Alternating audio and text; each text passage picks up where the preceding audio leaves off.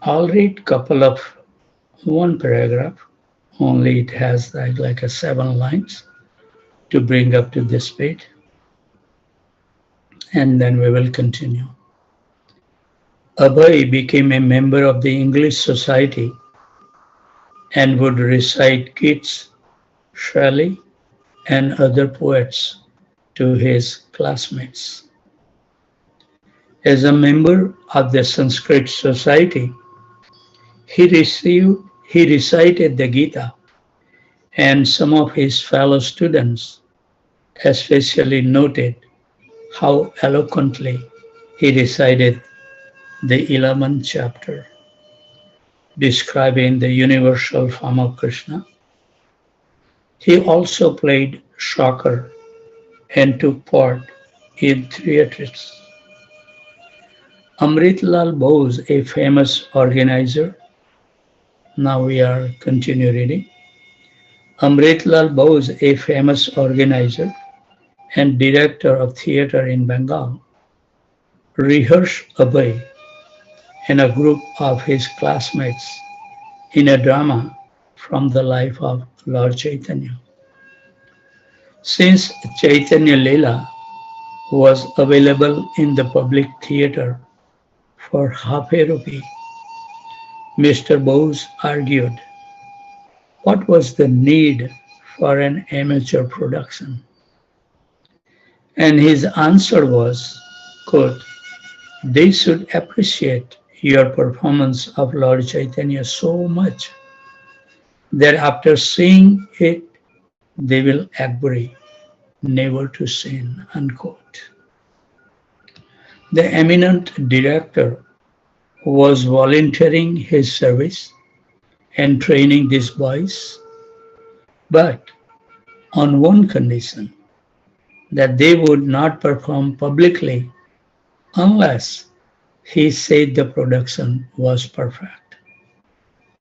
For more than a year, Abhay and the others rehearsed the Chaitanya play until finally the director allowed them to stage a public performance.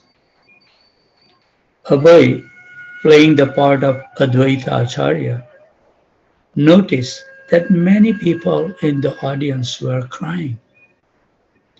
At first, he could not understand why. But then he realized that because the players had been well trained and because they were sincere, the audience was moved. That was Abhay's first and last dramatic performance. Abhay's psychology teacher, Professor Urquhart, gave evidence that woman's brain weight less than man's. His economics professor lectured on Marshall's theory that family affection is the impetus for economic development. In Sanskrit, Abhay use a text by Rowe and Webb that describes Sanskrit as the mother of all languages. While studying Kalidas Kumar Shambhava in Sanskrit, Abhay was impressed by Kalidas' explanation of the word dhira, which means undisturbed or self-control. According to Kalidas, once long ago, Lord Shiva was sitting in deep meditation because the demigods were at war with the demons. They wanted a commander-in-chief born from the semen of Lord Shiva. So the demigod sent a beautiful young girl, Parvati, to interrupt his meditation. Although Parvati worshipped Lord Shiva and even touched his genitals, he was not disturbed. His resistance to temptation was the perfect example of being Dhira. At other British-run schools in India, all the European teachers at Scottish churches had to learn the local language.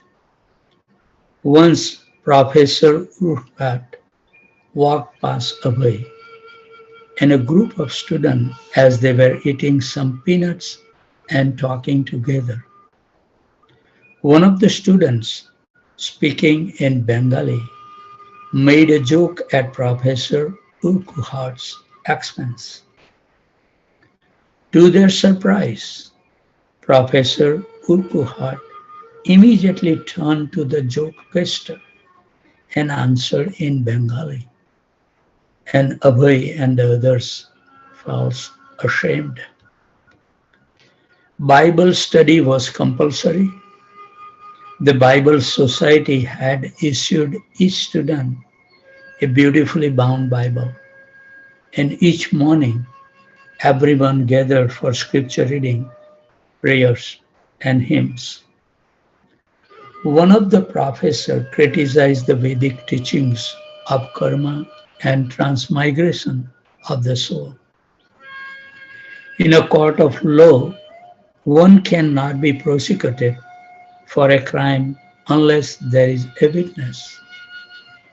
Similarly, he argued, although according to Hindus, the soul suffers in his present life for the misdeed of his past life, where is the witness to this misdeed?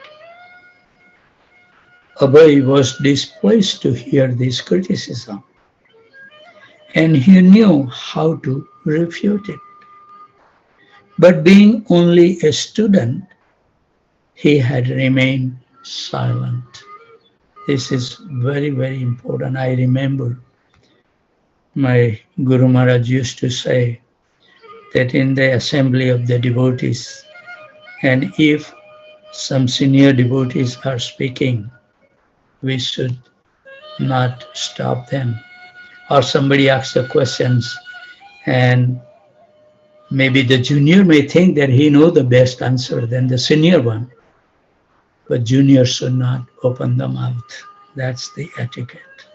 And we can see here, Prabhupada didn't say. This is the greatness of the Acharyas, that they follow all the details, That's nice to be close to proximity of those advanced devotees. They follow so nicely. But being only a student, he had remained silent. Socially, he was inferior, and a student had little scope to challenge a professor. But he knew that the professor's argument against karma was insubstantial. He knew there was a witness. Hari Bol. Some of the students, having come to Calcutta from small villages, viewed the big city and the presence of so many Europeans with bewilderment and timidity. But to Abhay, Calcutta and the British were not alarming. And he even held a certain fondness for his Scottish teachers. Although he looked up to them with a mixture of awe, distance, and some tension, he admired their moral uprightness and their gentlemanly, courteous behavior with the boys. They seemed to him kind-hearted. The governor of Bengal, who was also Scottish, once came to Scottish Church College, visiting all the classrooms. The rooms were very large, holding 150 students. But Abhay had a front row seat and got a close look at the famous governor. the Marquis of Zetland.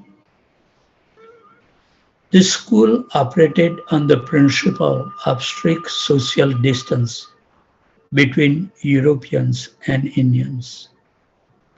Even the Bengali faculty members, being of a supposedly inferior race, had to use a faculty lounge separate from that of the European professors.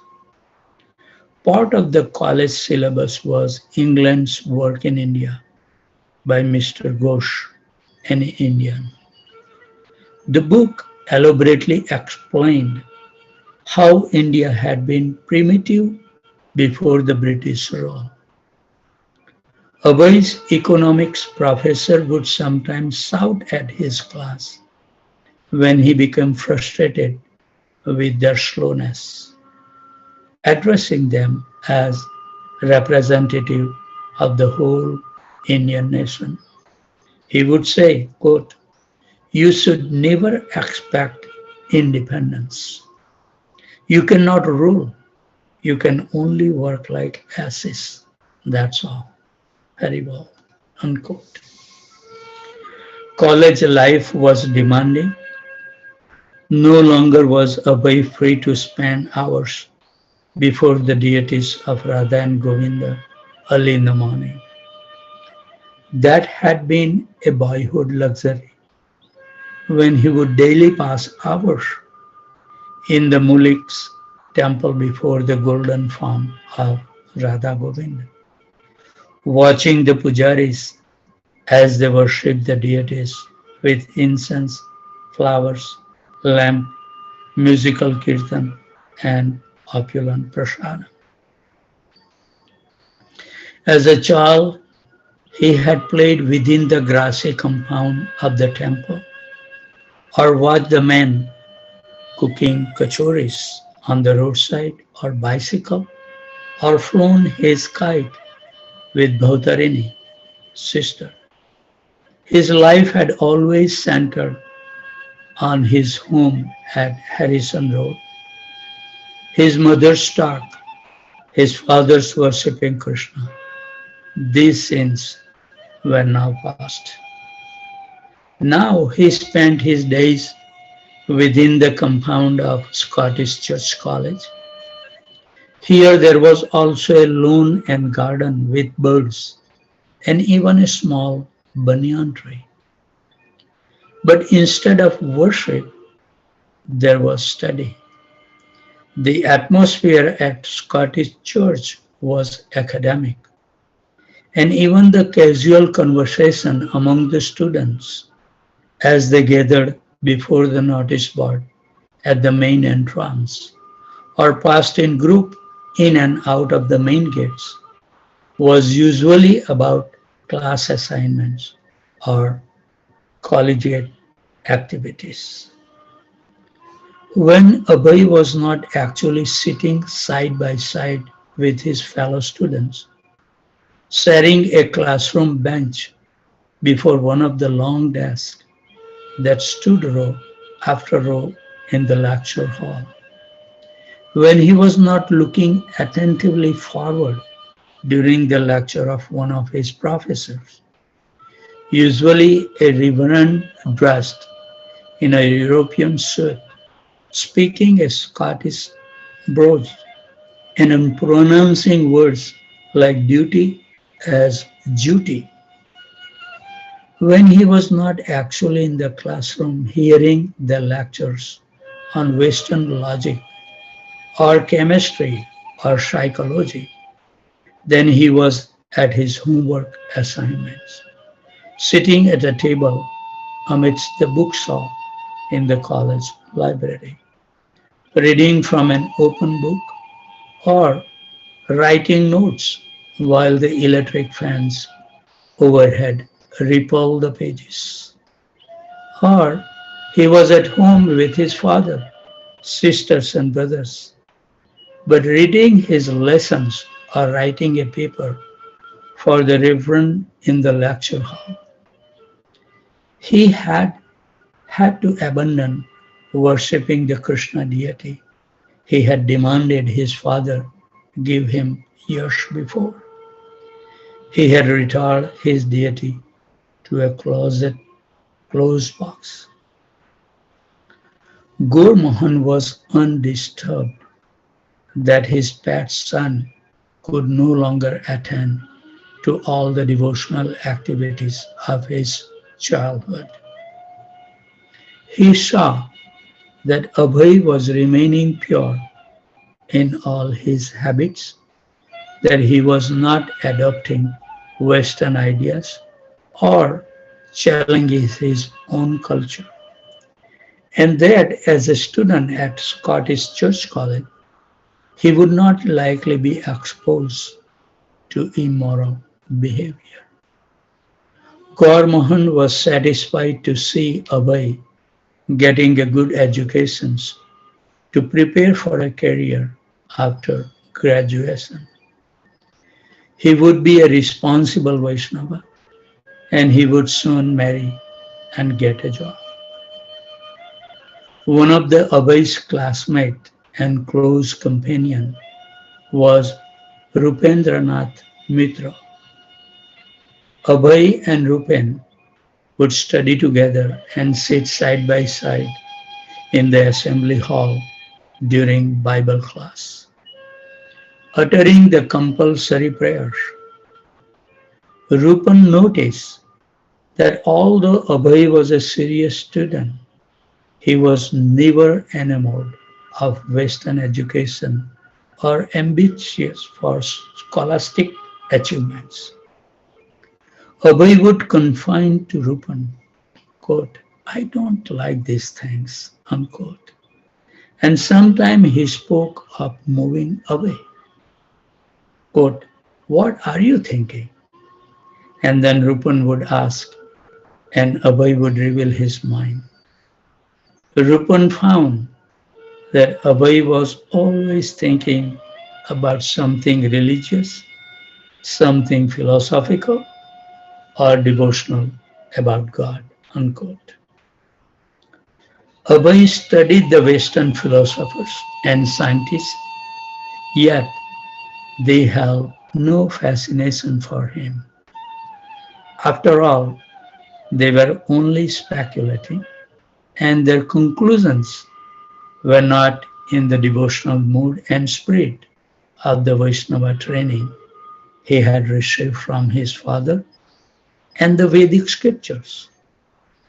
The sudden access to the wealth of Western knowledge, which created in some an appetite to study deeply, and in others a desire to get ahead in the world through good grades and careers, left Abhay untouched. Certainly, within his heart, he was always thinking of, quote, something religious, something philosophical, or devotional about God, unquote. And yet, as a Scottish Church College man, he gave his time and attention to academic life. One night after his first year of college, Abhay had an unusual dream. The deity of Krishna, his father had given him, appeared to Abhay, complaining, quote, why have you put me away in this box? You should take me out and worship me again, unquote. Abhay felt sorry that he had neglected his deity, and he resumed his worship of Radha and Krishna at home, despite his assignments. In the class 1 year ahead of Abhay was a very spirited nationalist, Subhash Chandra Bose. He had been a student at Presidency College, but had been expelled for organizing a student strike against a British professor who had repeatedly abused Indian students. At Scottish Church, Bose appeared to be a serious student. He was secretary of the Philosophy Club and was working cooperatively with Vice Chancellor Urquhart.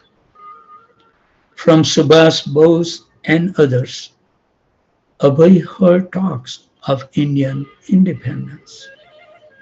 He heard the names well known in his native Bengal: Bipin Chandra Pal, who had fought to repeal the Arms Act; Surendranath Banerjee, who startled the British with his agitations against the 1905 partition of Bengal; Lal Lajpat Rai, and most notably Mohandas K. Gandhi. Scottish Church College was strict in forbidding anti-government propaganda, but the students were sympathetic to the cause of Home Rule. Although there were no open signs of rebellion, students sometimes held nationalistic meetings in secret. When Subhash Chandra Bose urged the students to support the Indian independence movement, Abhay listened. He liked Bose's faith in spirituality, his enthusiasm and determination. Abhay wasn't interested in political activity, but the ideals of the independence movement appealed to him. Many Bengali speakers and writers express India's drive for independence, Swaraj, as a spiritual movement. For the nationalist, political emancipation was analogous to the soul's liberation from material bondage. Abhay was interested in devotional service to Lord Krishna, the absolute truth, a conviction he had imbibed from his father and maintained since his childhood, whereas Indian independence was a temporary, relative truth. But some of the leaders of Swaraj, while admitting that the Vedic scriptures were indeed absolute, asserted that the original glory of Indian culture could not shine forth for the world's benefit until India became free from the stigma of foreign rule. The foreigners, they point out, blasphemed and castigated the preeminence of India's culture. Abhay had felt this also. In his assigned reading in Mr. Ghosh's England's work in India, he had encountered the theory that the Vedic scriptures were impure. A recent writing and that India's had been a spiritually backward culture before British rule and the spread of Christianity. There were many British insults against the Shastras, such as Abhay's professor, trying to discount the law of karma. But if India could gain national freedom, then everyone, not only Indians, but the entire world could benefit from India's highly evolved Vedic culture. To call to Swaraj, although covert, attracted virtually all the students, and Abhay amongst them. He was especially interested in Gandhi. Gandhi always carried a Bhagavad Gita. He daily read Lord Krishna's holy words and spoke of being guided by the Gita above all other books. Gandhi's personal habits were pure. He abstained from all intoxication, meat eating, and illicit sex. He lived simply like a sadhu, yet he seems to have more integrity than the begging sadhus Abhay had seen for so many times. Abhay read his speeches and followed his activities. Maybe Gandhi could carry spirituality into the field of action. The Gita's truth, Gandhi proclaimed, belonged in a most prominent place where the Gita not only could be read but could work for everyone's freedom. And the symbol of that freedom was Swaraj.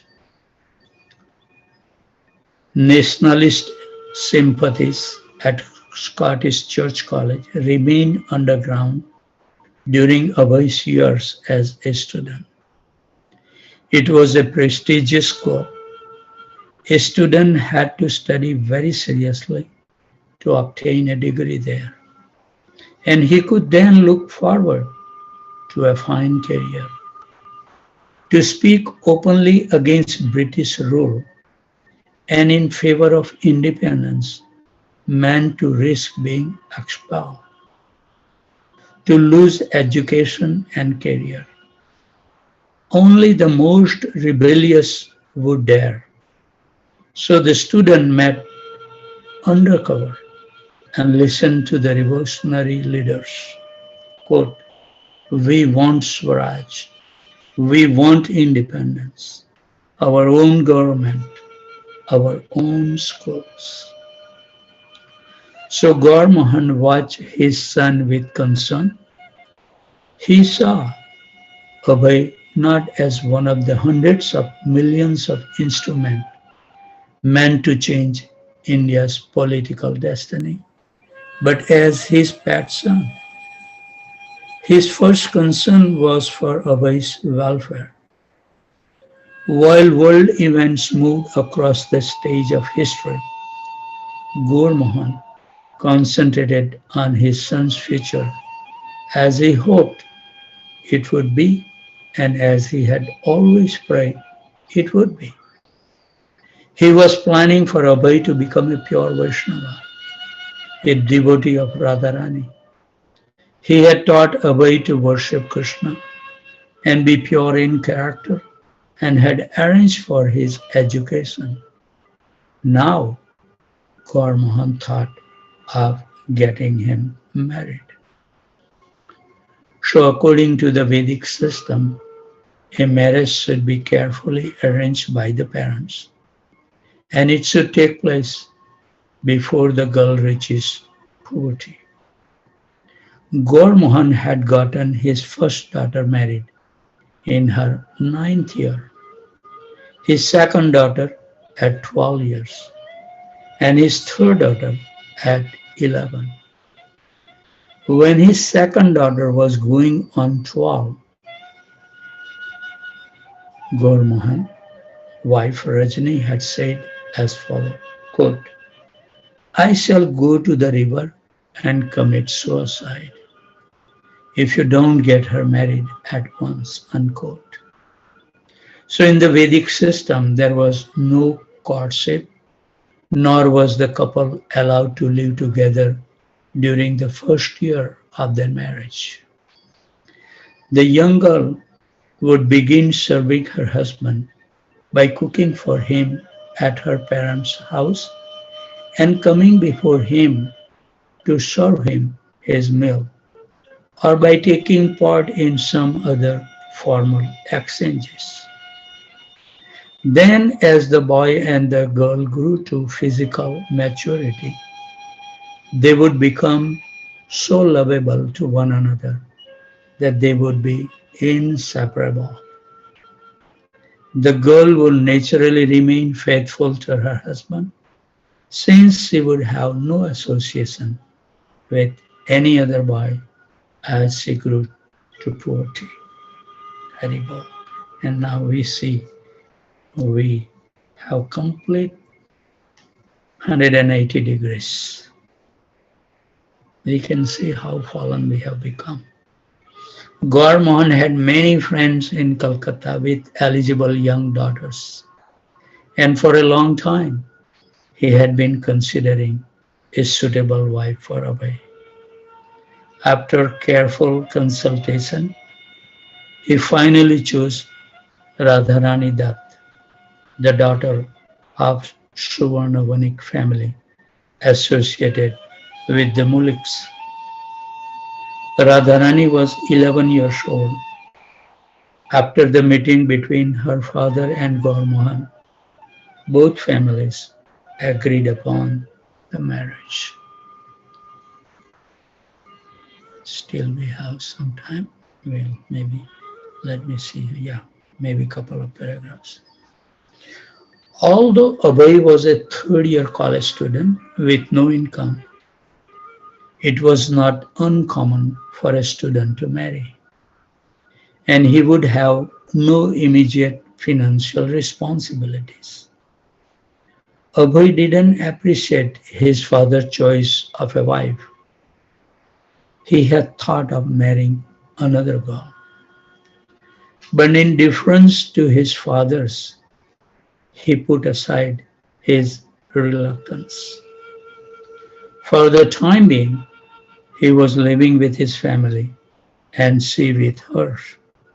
So his marital responsibility of supporting a family would not be immediate. First, he had to finish the college. And during his fourth year at Scottish churches, Abhay began to feel reluctant about accepting his degree. As a sympathizer to the nationalist cause, he preferred national schools and self-government over the British institutions. But he could see that as yet no such alternative existed. Gandhi, however, was calling on Indian students to forsake their studies.